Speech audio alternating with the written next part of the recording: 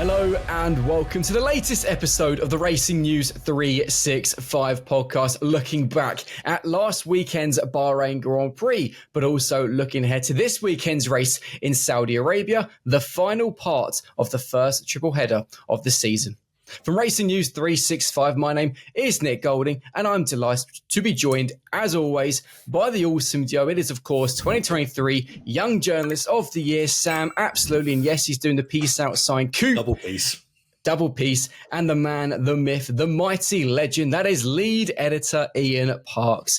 Gentlemen, I'm very, very quickly going to address something if this podcast has gone out a little bit late, that is entirely my fault. I've been traveling back from Miami with the fifth different background. Thankfully, my wife's aunt lives in London, so I've been able to come here to record the podcast. Ian's also had to change hotels because he's obviously still out in the Middle East to go to Saudi Arabia this weekend. So it's all a little bit different. I think I've had 5 different backgrounds now in the last 4 days, so it's been a lot of fun. How are you both? Sam, I'll come to you first because you're looking quite fresh, my friend. Thank you. I'm feeling okay. I'm still emotionally and mentally getting over not only the race weekend but also Rory McIlroy's Masters victory. Oh, here we go. Last night. I know how much you love golf, Nick. But also, you guys talking about your backgrounds made me think that maybe I should start painting my study every week. It's just to kind of freshen things up a bit. Yeah. It's a bit bland. It's been the same for a while now. But yeah, no, I'm all good, thank you. How are you? I am tired. I think, but fighting through it. So normally, obviously, when somebody travels, that person tends to record in the airport, which is why in the past, Ian's recorded either in the airport or in his car. We've learned from our past experiences that doesn't tend to work very, very well. Hence why I'm using my wife's aunt's apartment. And yes, I'm good. It's been a long few days in Miami, very, very fun days, lots of different backgrounds. And it's been quite funny, the fact that the first day I was in the top of the speedway at the Homestead Miami Speedway circuit, and it didn't work. My phone overheated. Brilliant. I then had to hide myself in the FE press conference room where I was laying across some stairs with a metal railing in the background. I then used a cafe shack because it had a nice little stand where I popped my phone on to do the F1 updates with Ian. And then I recorded in the hotel lobby whilst there was a LATAM Airlines meeting going on behind me. It's all been very unusual. And now I'm in an apartment in West London. It's been a fun few days. And I've got a question, actually, because I think Ian might be able to answer this, because Ian, you're a very experienced traveller, obviously with Formula One for a long time now. Yeah. And I have had a bit of an issue. I'm not going to name the airline because I don't want them to ban me from flying with them. Why do airlines, and if there's anybody who's listening to this or watching this who maybe works for an airline or flies a lot as well, why do airlines oversell flights? Because both times flying to and from Miami, they oversold by like 15 to 20 people. They were offering up to $1,100 in travel credits. That's the thing, to change flights. Why do it? Why not just sell the right number of tickets? Do you know why? How are you, of course, as well, by the way, can say that. But most importantly, why do airlines oversell flights? It's very annoying. How am I? Well, I'm actually thinking I actually can't wait for this podcast to be over because I have the most horrendous noise coming through my ears because I am on shocking hotel Wi-Fi and you two sound like Daleks. So the noise coming through these buds of the way you two are talking is absolutely horrendous. Another 40 minutes of this. Wonderful. Can't wait to finish. Sorry, folks. And to answer your question, no, mate, I haven't got a clue. You don't know? Oh, that's very annoying. Look, call them out. It's American Airlines. That's what you need American to do. Airlines. Don't What's up, American? Fine. Yeah, it's fine. I don't need them anyway. If somebody from American Airlines is watching this, that's fine. That's great. Then maybe they can explain to us, and maybe next time you travel, you might get a free flight, Nick. So let's call them out. Let's do it. As I say, yeah. They got it wrong. Come on the podcast and explain. We're more than welcome to guess, as always. Let's move on. Let's move on very, very quick now. As always with our podcast, of course, we've got to start really before we get into it all by doing a fun question from last weekend's Bahrain Grand Prix. And I'm going to quickly point out, if you are an eagle-eyed viewer on YouTube, yes, Ian has changed locations because basically the story of our F1 updates and the words technical difficulties is still living very, very strong, but hopefully his Wi-Fi is now good. So nevertheless, let's get on with a fun question. And it revolves Fernando Alonso, who has had a pretty poor start to the season, finished P15 in the Bahrain Grand Prix. And my question to you two is, When was the last time Fernando Alonso failed to score a point in the first 4 races of a season? I know the answer, but I'm going to see if Sam knows. No! Oh, not fun. Okay, well, let's see. You know what? Do you know why I know the answer? You've looked it up already and you've written Alonso? Yeah, that's not fair. No. Because I wrote the article about 2 hours ago. That's probably going to go live on our site sometime today. Fantastic. Well, now we find out if Ian's done his research wrong. This is true. Sam, 2017. Yeah, Ian, well what's the answer? Sam. Yeah, it is 2017. It is. Which kind of sums up the poor start to the season he's having. But anyways, let's get properly on with it with our biggest takeaways from the Bahrain Grand Prix. And Ian, you can go first. That Oscar Piastri is most definitely a different driver this season compared to his first 2, which is understandable because naturally first year was a rookie year, so he's going to be developing, maturing. Second year, struggled a little bit. We know he was heavily out-qualified by Lando Norris over the course of 24 races. I think it was like 20-4. I remember right. Yeah, exactly. Those lines. It was across the Grand Prix qualifying. He was heavily out qualified by Lando. He knew that it was an area that he needed to target over the course of the winter break, and quite clearly he's done that because we've had 5 qualifying sessions already this season, and it's 3-2 in Oscar's favour. So this has been a major improvement for Oscar. I think the average qualifying performance in terms of the difference between the two is something like 1.4 or 1.5 seconds in his favour. So, sorry, 0.1 or 0.15 in Oscar's favour, I believe. So, quite clearly he's improved considerably. And he has, what's impressed me so far is the calm, mature attitude behind the wheel as well. I always sensed about Oscar that he was quite relatively laid back, not really getting too flustered. And what we've seen so far is an extension of that really over the course of these first 4 Grand Prix. In comparison, a complete contrast to Lando, who we know is a driver who wears his heart on his sleeve. And particularly that was more evident over this weekend than I think we've ever seen. Lando, as we saw, in the depths of despair post-qualifying. And, okay, he managed to pull himself out of that after a good, solid Grand Prix performance. But Oscar just level-headed across the course of this season and just on course, on even keel with everything that he's done so far. So for me, Oscar was obviously the standout performer of the weekend.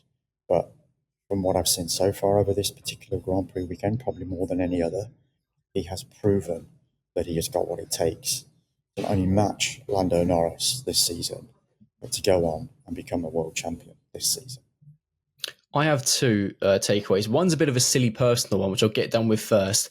And the fact that during the F1 updates with Ian, I absolutely loved, firstly, standing up and doing them rather than sitting behind a desk and just being able to move. Honestly, I did like 200 steps just doing the F1 update, going forwards and backwards, left and right. It was just brilliant being able to just be me. In terms of Formula One, getting back to the serious stuff, and it's something to do with Oscar. And for me, the phrase future world champion is thrown around far too often for Formula 2 and Formula 3 drivers. And of course, Oscar was one of those who, was given that title. Oh, he's a future world champion. I think he's proving that actually he is.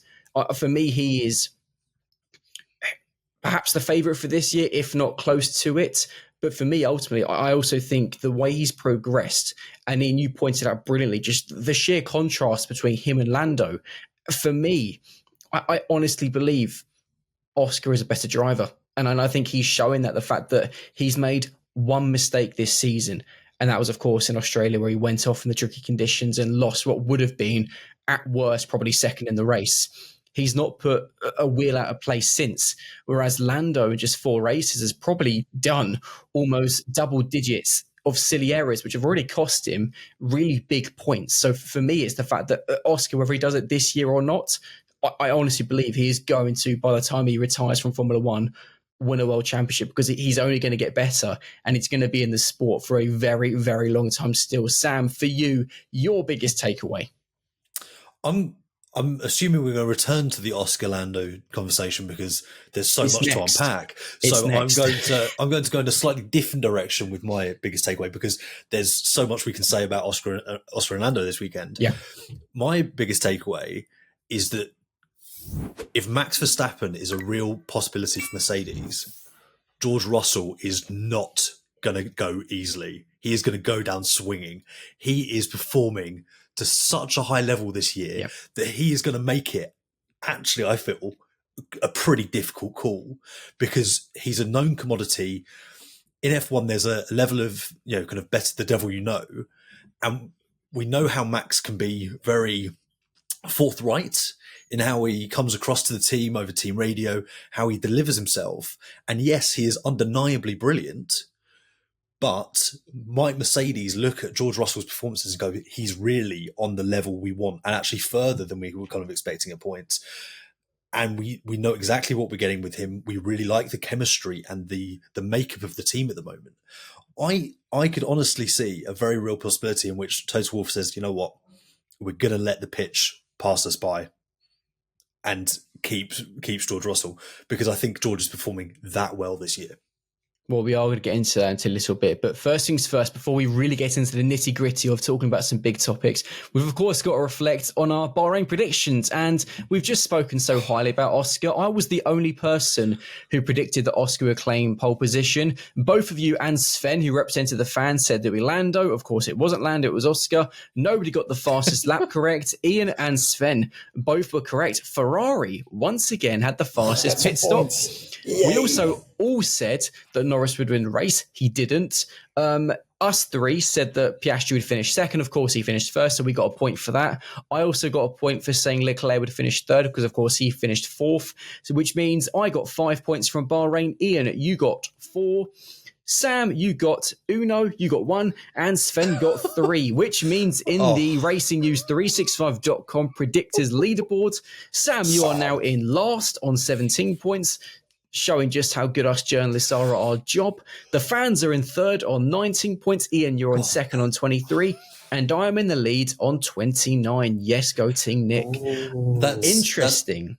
That's particularly cutting, as your shows how good we are at our job comment is obviously delivered solely at me, even though you've included yourself in it as you're leading. And also so much.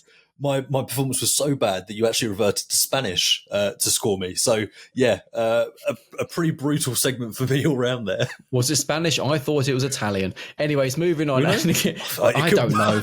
I've not slept in 28 hours, so I don't know what language. It's not English, that's the main thing. It's not American either. Let's discuss, though, and really dig deep. This is going to be an interesting episode, it really is. Let's dig deep with Piastri, because as we've just pointed out, obviously, in the predictions, with the exception of myself, everyone kind of thought it was going to be Lando on pole going into the weekend. And that's kind of been the case this whole season. Everyone's been going into each weekend thinking it's going to be Lando on top. It's going to be Lando winning the race, getting pole. Oscar really hasn't been put in that spotlight by many. No one's really been predicting that he's going to be beating Lando, yet he's the first driver this year to win 2 races. Ian, are we all looking at it a little bit foolish for maybe not really bigging up Oscar enough and putting him into that frame of, yes, Oscar's going to claim pole, yes, Oscar's going to win races? Because from the start of the season so far, it's all very much been Lando this, Lando that. Which, understandably so, when you think what happened last season, that Lando comfortably ahead of Oscar in the driver's standings, as I mentioned earlier, out-qualified Oscar 20-4 over the Grand Prix, just confirm that stat. And he then went and won the first Grand Prix. Had a superb Australian Grand Prix weekend. Okay, yes, he made that one mistake late on in the wet, which Oscar pretty much went and followed him. And obviously, but for Oscar ending up on the grass and having to reverse out of it and ending up 9th, rather than the second that arguably he should have taken that weekend. And of course, Oscar Piastri would be leading this World Championship right now. Instead, it isn't. It is Lando. He's managed to increase his lead. Bearing in mind he went into Bahrain with a 1-point lead and has come out of it with a 4-point lead, I believe, over Oscar. 3-point lead. Thank you very much, guys. 3. So, not all doom. Thank you very much for that, Nick. Jesus Christ, it really is bad, isn't it? How many people must have switched off by now? I've got no idea, but there we go. So maybe we do need to start looking at Oscar far more now, bearing in mind, for all the points I raised earlier, given his calm, mature nature on and off track, in contrast to the Lando Norris, as I say, on Saturday after qualifying, the guy was on the floor. It was almost like his world had crumbled beneath him, lost with the car, couldn't understand it, not blaming the team in any way, shape or form, just absolutely piling everything on himself. But this is the kind of character we know Lando is. We also know, for the most part, he can thrive to a certain extent in adversity.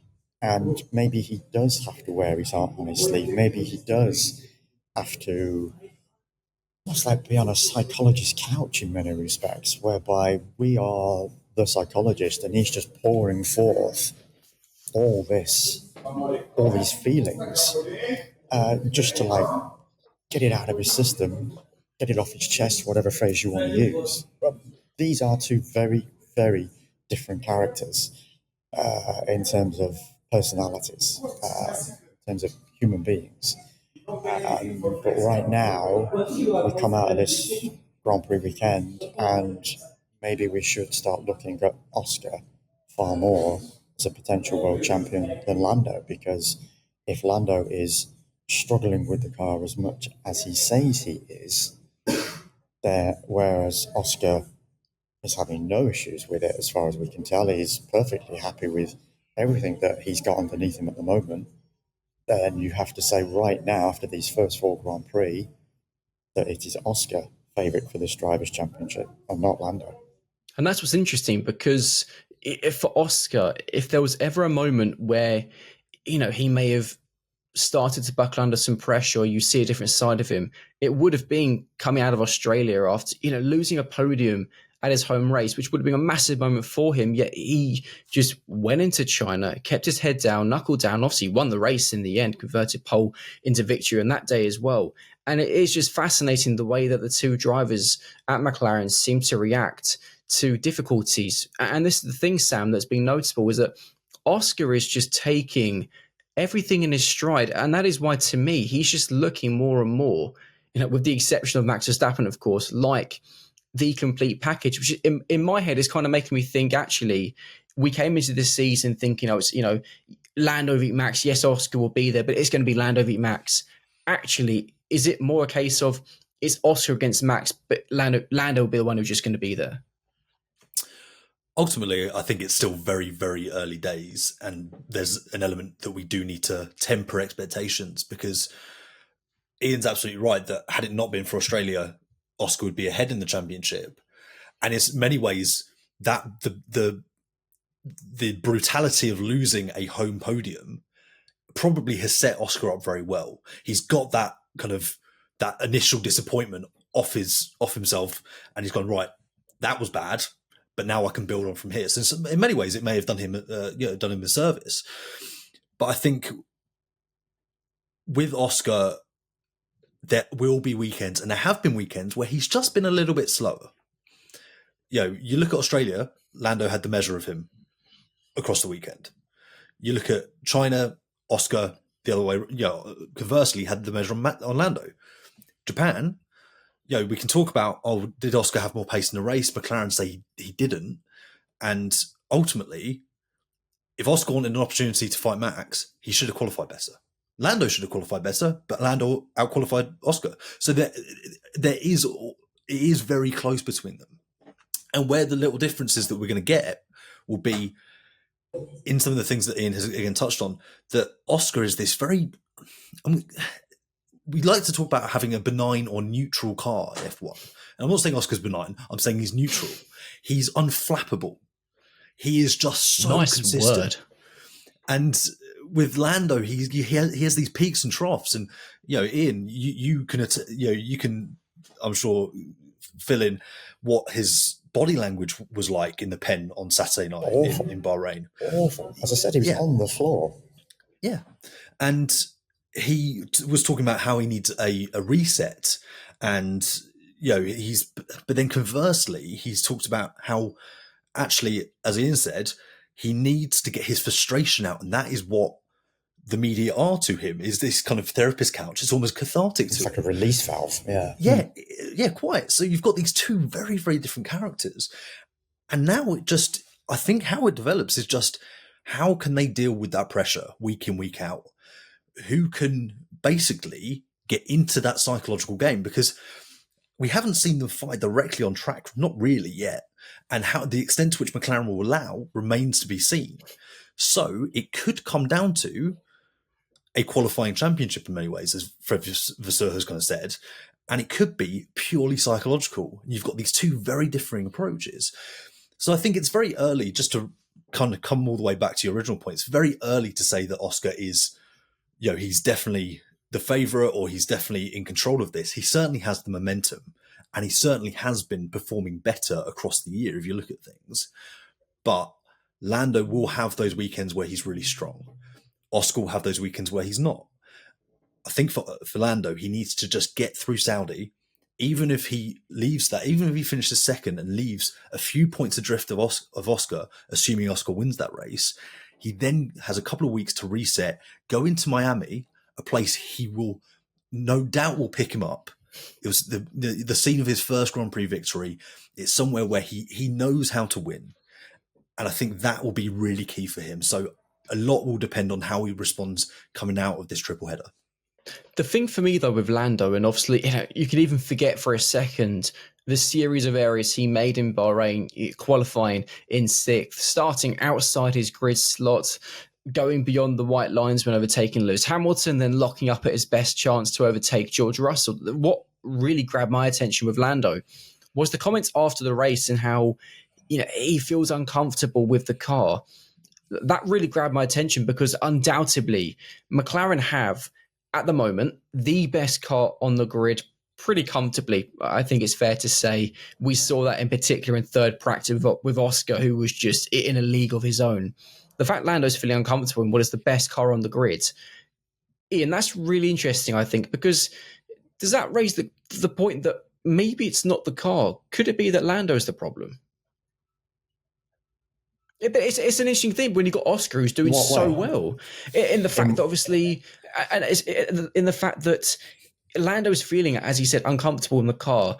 Any driver on the grid at the moment who's not driving a McLaren will be wanting to be driving a McLaren because of just how good it looks. As Max wants. Pointed out recently, Yet Lando is still, complaining or feeling uncomfortable, not feeling at one with it, which for me is just remarkable when Oscar looked just on absolute rails and at times in a league of his own, even against Lando, which then makes me think, whilst I was on my flight back from Miami, is the problem not the fact that Lando's uncomfortable with the car? Is it the fact that it's Lando is the problem? He just can't extract the most from it because of maybe his style, perhaps, or maybe his inconsistencies. I just think it's so interesting when you've got one driver who is so on rails and another with Lando who was just making mistake after mistake.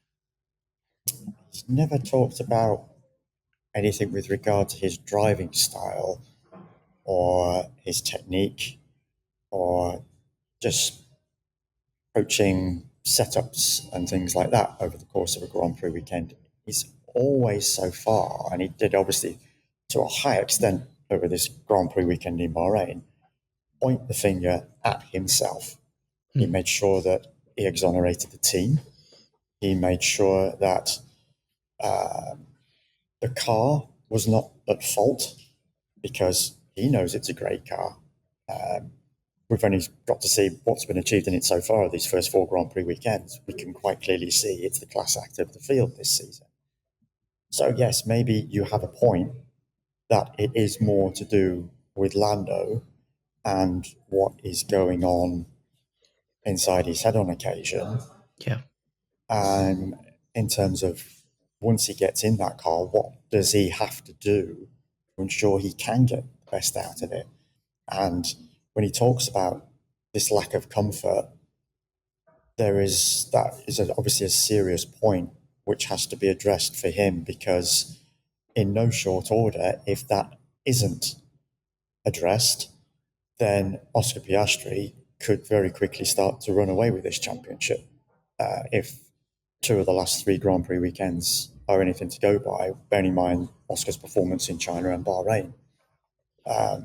So Lando's got a lot of work to do, and I don't see that being addressed this coming weekend in Saudi Arabia, because ignoring 2023 aside, where McLaren went into that season with a rank bad car, as we well know, last year Oscar had the better of it around the Jeddah Corniche circuit. So I'm going to get my predictions in early before you even ask the question, Nick. I'm going for Oscar pole and Oscar Grand Prix victory. So that's me sorted. Okay. Because, so Lando has a lot of work to do. It's pretty clear. And I think it's going to take more than just this one Grand Prix weekend coming up for that to be resolved. Very interesting. Well, one team who have a lot of work to do quite clearly are Red Bull. And I was writing on the flight back the winners and losers piece, and I put Red Bull in the losers category for obvious reasons, because it was just a horrible weekend for the team, with obviously Max finishing in 6th, Yuki Tsunoda in 9th, the car having major brake problems. It seemed even the brakes being changed on Max's car ahead of the race. And it feels like you go back to Suzuka, which is obviously just over a week ago now, and it almost feels like that performance by Max put a plaster over Red Bull's problems. Now, as we all know, plasters eventually fall off. And that feels like what happened. Even it's true, though, it's true, and the wound reappears, because that feels like what happened with Red Bull. It feels like Max's win was almost just a bit of a much needed distraction for the team to enjoy a moment of celebration, when actually, quite clearly, the RB21 is nowhere near good enough to at least consistently compete with the McLarens, let alone the Mercedes, who obviously are looking pretty good as well. And it's quite clear, based on comments, Sam, from Helmut Marko, that alarm bells, we use that phrase quite a lot, but actually it's based on Marco's comments, because it's him who's come out and said that if we do not improve, there's a very good chance that Max Verstappen could leave our team. Max, of course, is contracted until 2028, and we discussed this so many times, as does pretty much every other publication, because it would be such a big bombshell for him to leave. But it's just remarkable that Helmut Marko so many times now has come out with this, that we must improve or Max could leave, because yet again, he's come out with that after Bahrain. Would you stay if you were Max? And this was going to be what it was like for the foreseeable future? But that's the thing. Another 3 years on top of this one. Yeah, exactly. Yeah, exactly. I mean, which is what's so kind of perplexing in some ways about these long contracts. That said, Christian Horner has always maintained he would never hold a driver, including Max, to a contract they don't want to be in. And we know how much Red Bull can maneuver around contracts. They've clearly got some pretty good lawyers. But anyway, I think for Red Bull, this is also the kind of the dark side of having a car that is so tailored towards Max Verstappen, is that when it's bad and it goes past the point at which he can get something out of it, they are just totally lost. They are totally nowhere in comparison to the other leading teams. And we have to talk about things being bad, within a context of bad for Red Bull is 4th. And Helmut Marko has said, we are the 4th best team at the moment, and don't expect kind of any miracles in the next couple of race weekends, not until we have upgrades, which are coming at Imola. I think for Red Bull, they almost need to totally kind of reset this approach. It feels like they've really cornered themselves into, we are a Max Verstappen team, and we have a car that is so designed in his image that it means they're not getting anything out of their second driver. And I mean, Yuki was better this weekend, but he didn't have a great weekend. Let's face it. They don't put a second driver in the car going, we just hope he can qualify 10th and finish 9th. That's absolutely not what they want. So they almost need to bring it back a little bit and go, Max, you are brilliant. You are, at the moment, the highest performing driver in F1. You can still achieve those things in a car that is less suited to your very specific requirements. We need to look at this more holistically as a team. And until they do that, I can't see how this is going to change, because the last couple of years, they've just been kind of stuck in, or the last year rather, they've been stuck in this situation. The last couple of years, they've been stuck in this situation pertaining specifically to their second driver. So yeah, it's one of those situations where they almost need a total reset. What's fortunate for them is that we have a total reset coming this winter. It's how they address that, and whether or not they look at this and go, no, we really do need to change tax. I think it would be prudent for them to do so. And there's no guarantee that they're even going to improve. No, exactly. Go on in. And also bear in mind, Nick, that plaster you referred to. Yeah. I know the phrase is papering over the cracks, but maybe that plaster was also over a few cracks, because bearing in mind what came out of the Bahrain Grand Prix on Sunday night, and I'm going to give full credit to Ted Kravitz at Sky Sports F1 for this, because it was he that reported this particular incident. So nod to Ted Kravitz with regard to this, but he, as he was hanging around for some team principals in the pit lane, spotted Raymond Vermeulen, who is Max Verstappen's manager, remonstrating with Helmut Marko. And apparently Helmut Marko just standing there and taking it while Vermeulen was venting in front of his face. So quite clearly, if there was anything in that, then you have to believe that maybe things are just starting to unravel again behind the scenes at Red Bull. Because speaking to Christian Horner post-race as well, he's made clear that whilst he has confidence in the team that it will get on top of these issues with the car in time ahead of the team switching its full focus to 2026. Nevertheless, he once again referred to the fact that it's the tools that the team uses, i.e. CFD, the wind tunnel, and the wind tunnel we know is quite an old one that Red Bull uses, goes back to the Second World War. Yes, of course, it's naturally been upgraded many times over the course of the years, but it is in the act of building a brand new wind tunnel, state-of-the-art wind tunnel that will go online in 2027. Nevertheless, those tools that Christian referred to are not correlating with one another and obviously having a grave impact on the car. Very good question was asked actually by one of the journalists last night in terms of, well, we know that Red Bull's got an upgrade package coming. We believe it's going to be coming on board for the Emilia-Romagna Grand Prix at Imola in a few weeks' time. And the question was, well, if you're having these issues with your correlation tools, what faith do you have that the upgrades you're going to be placing on the car are therefore going to work? Good point. And it was a question that Christian managed to naturally, given the way Christian is in answering questions, sometimes managed to answer it very diplomatically. But nevertheless, he made the point, and this is when he said it, that he has full confidence in the team that they are going to get it right before things have to change going into 2026. But the thing for Max, though, is that, I mean, I for one, can't even begin to imagine watching Red Bull without Max driving. It would just feel super weird. But the big thing is, though, is if he were to leave, let's say at the end of the season, just for argument's sake and for the sake of this conversation, where would he go? Because there's not actually that many options on the table until 2027. Because, of course, if Aston Martin being a name he's constantly linked with, well, they've got Fernando and Lance under contract until the end of 2026. Of course, Ferrari, they've got Charles and Lewis both on long-term multi-year contracts and whatnot. George Russell and Mercedes, of course, is only under contract until the end of this year, but Toto Wolff has already come out and said that, they're trying to tie George down to another deal.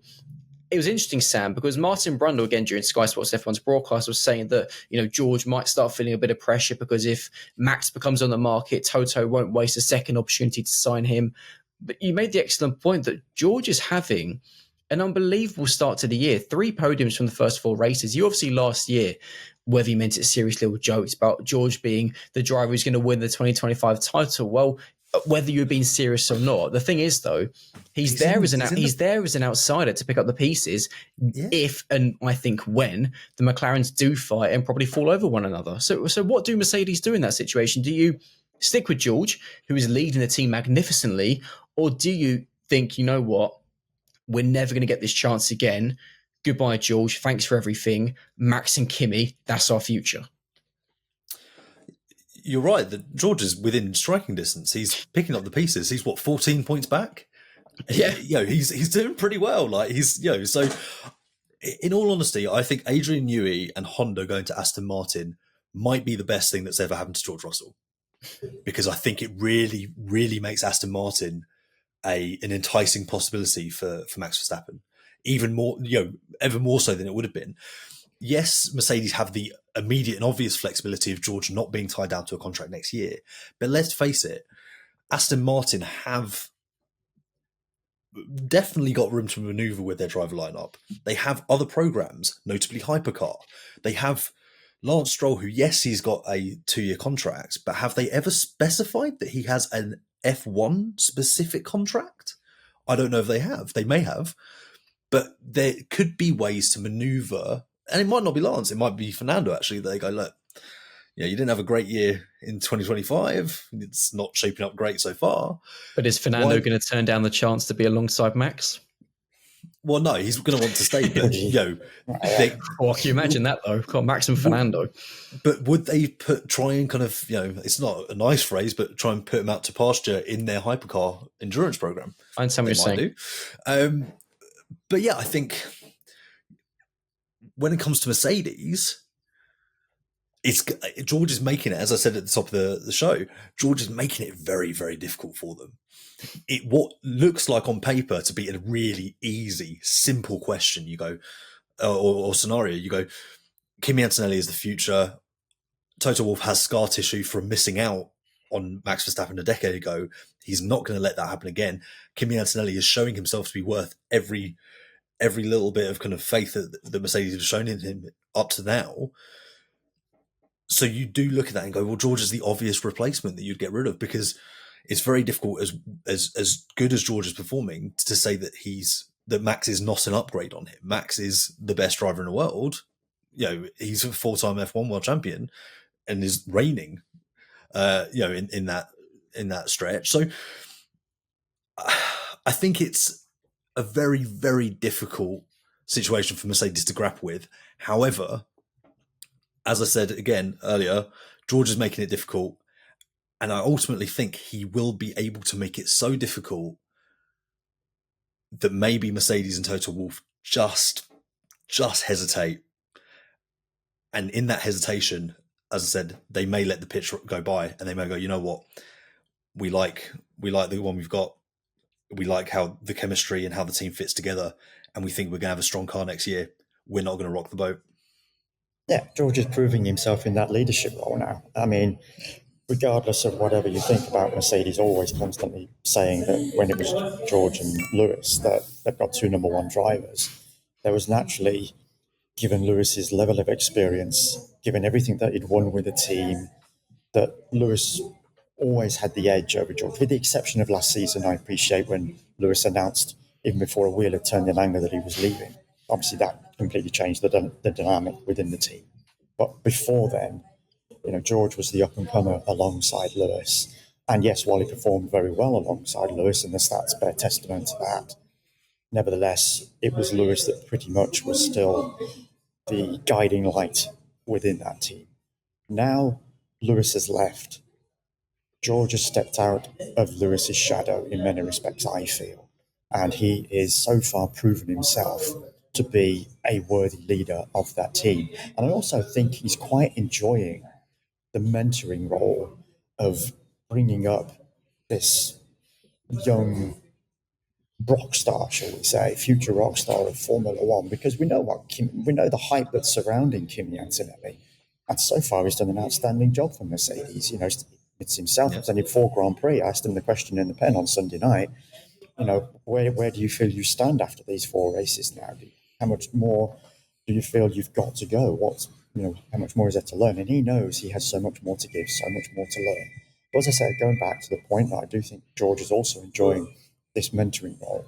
And I think, given the quotes of Toto Wolff as well, post Grand Prix as well, just praising George to the hilt for a quote unquote unbelievable performance, particularly given the issues with his car over the closing stages of that Grand Prix, how he managed to handle the technical gremlins that were going on inside him and still keep Lando at bay over those closing laps.